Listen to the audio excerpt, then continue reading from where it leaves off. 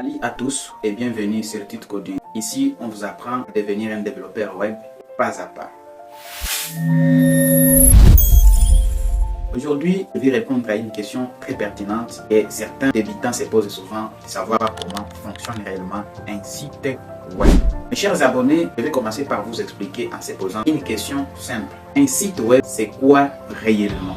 Le site web, c'est l'ensemble de pages codées par un programmeur à l'aide des langages de programmation. Et ces langages de programmation est susceptible de venir être interprété par un navigateur web.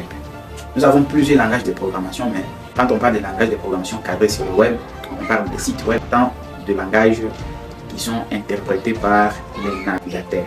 Si vous êtes un débutant, si vous voulez vous lancer dans le développement web, restez jusqu'à la fin de cette vidéo, car la notion que nous abordons aujourd'hui est très sensible et hyper important pour tout débutant du développement web. Le fonctionnement d'un site web, c'est que nous devons comprendre, nous devons maîtriser les 4 outils. Le premier, un navigateur web. Mais c'est un logiciel du côté client. Un navigateur, c'est un logiciel du côté client qui est chargé d'un intermédiaire, un protocole entre vous et les codes du site. Donc, le navigateur, c'est un décodeur des codes du langage de programmation qui a été codé dans la page. Parce que vous, en étant humain, vous n'allez pas comprendre les balises, les boucles. Ce sont des langages machines et que le navigateur s'en prend en charge pour venir vous expliquer, vous mettre devant vous les français que vous voyez. Voilà. Deuxième lien, on aura un serveur. Les serveurs de son tour, c'est quoi? Qu'est-ce que nous devons comprendre par un serveur? C'est tout simplement une machine comme celle que vous utilisez aujourd'hui. Et cette machine peut avoir cette capacité plus que les machines que nous utilisons, parce que ces machines sont dotées de plus grandes capacités d'écrire, d'écriture et de lecture. Donc ce sont de machines qui ont plus de capacités de stockage et qui sont connectées de 24 heures sur 24 heures sur Internet. Et c'est là, le serveur est là pour attendre les demandes des internautes et chercher, l'internaute vient chercher quel fichier parmi tant de fichiers que j'ai et il prend ces fichiers à travers les protocoles.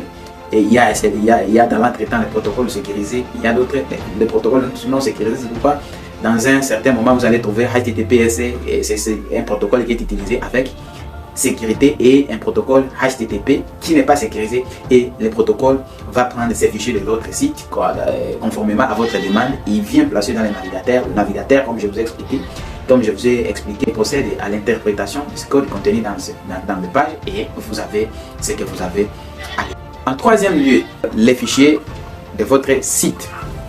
Nous avons le fichier de votre site. Maintenant, les fichiers de site, c'est quoi? C'est l'ensemble de votre site parce qu'on ne peut pas parler d'un site sans une page, on ne peut pas parler d'un site sans un dossier. Vous pouvez créer votre site avec une seule page.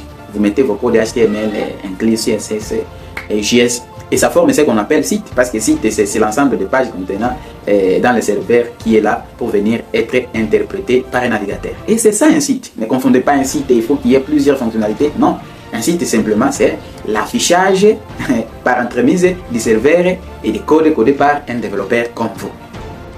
Maintenant, le site, vous pouvez avoir différents fichiers dans votre site.